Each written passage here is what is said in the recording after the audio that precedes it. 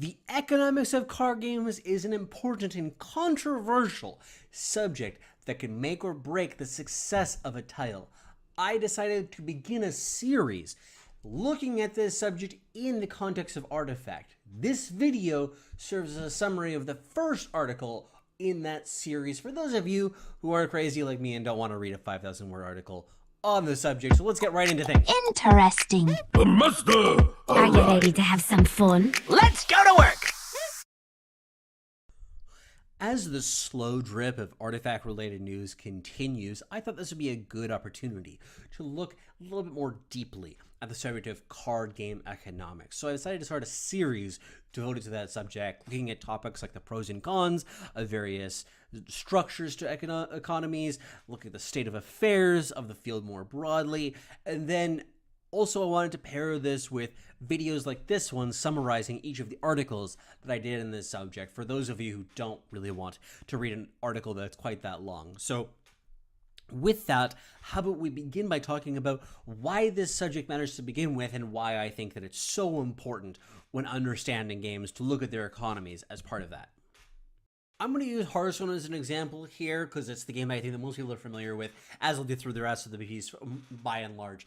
This is a game in which Legendary, for instance, as a concept, has both an economic and a gameplay meaning to it. From an economic perspective, it costs more to create through dusting, you're less likely to open it in a pack, but from a gameplay perspective, you're limited to only playing one in your deck, which means that it's harder to draw them consistently, and it's also less likely to appear in things like draft. So there are a lot of things like this that has both a economic and a gameplay meaning, so you can really see how the economics of the game influence how the game itself plays, in addition to things that are just basic like who can play the game depending on how much it costs.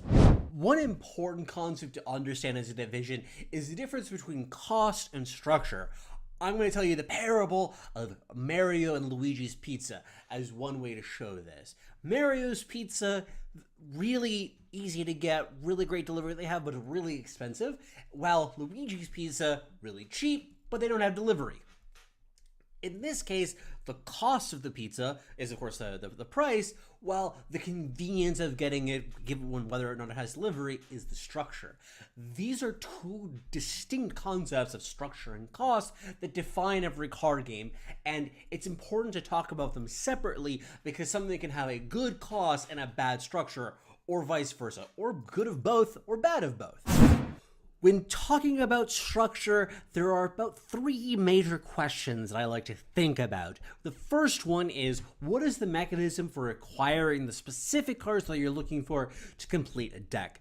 If you look at this graph, you can see that opening up packs to complete a collection and get all the cards that you need really requires opening a lot of packs, even with a set as small as just 25 cards. As a result, there needs to be some mechanism that you can reach out and get a particular card that you want to complete a given deck.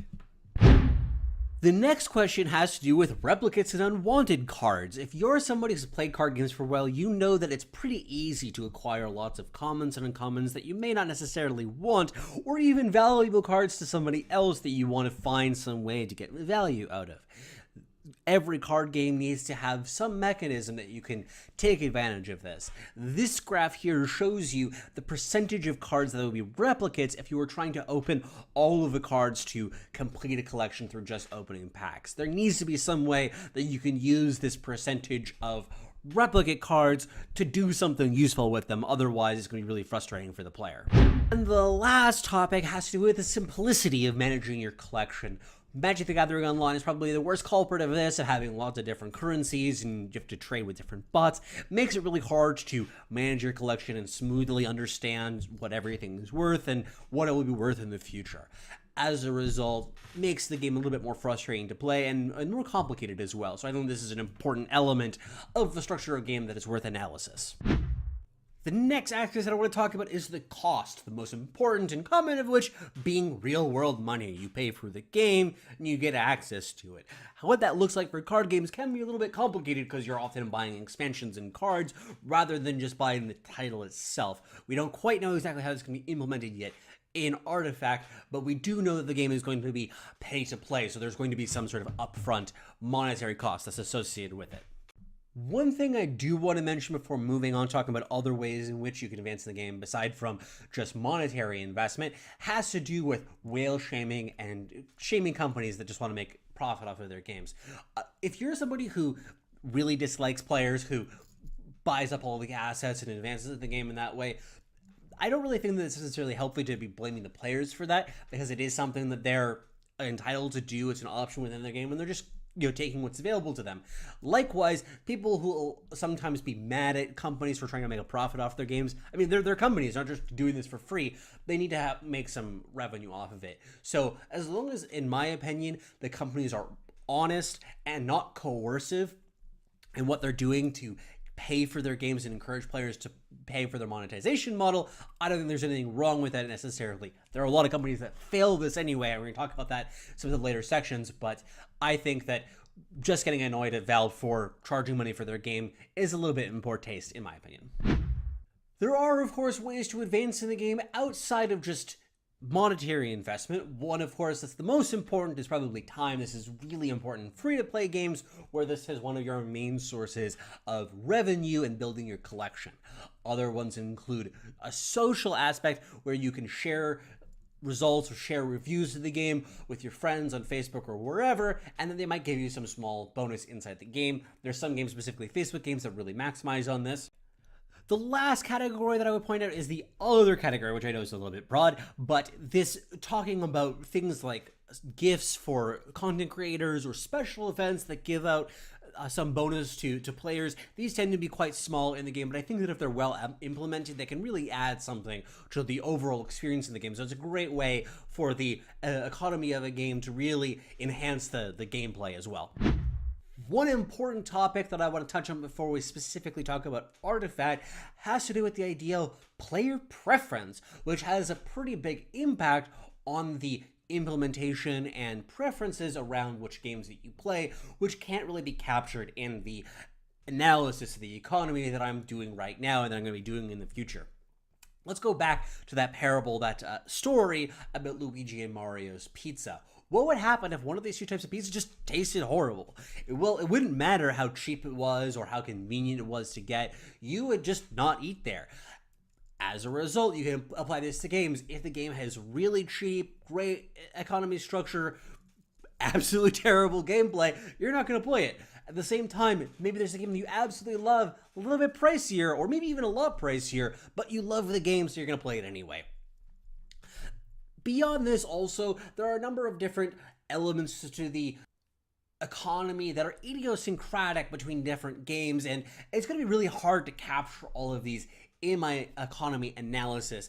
And all of these factors put together can end up feeling like a little bit of an apples to oranges comparison. So things like the way that rotations are implemented, the way that balance changes are implemented, different policies around how packs are structured, etc. This is all something that is really hard to capture in all of my analysis, so I'm not going to be able to do everything as people want. I'm going to try my best to do the most thorough analysis possible moving forward, but ultimately every game is different, so we can't really get all of that across.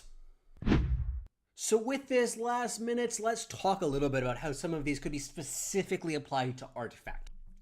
As we all know, Artifact is going to be a pay-to-play, trading-based game, and that has the possibility of leading to really high complexity, which is one of the things that I worry about the game.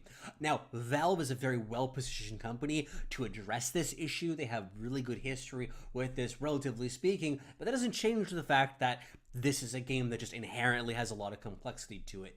One factor that adds to this is how difficult it will be to test these kinds of things in a closed beta. We don't know a lot about what's going on in the closed beta right now, but I expect that most of the players there have quote-unquote God accounts where they can just play whatever they want in order to test the balance of cards and bugs and such. They're not going to be testing the economy as much, I expect, so I wouldn't be surprised that whenever we do get to a beta or release, there's probably going to be a lot more iterations and patches related to the structure of the economy than a lot of other things.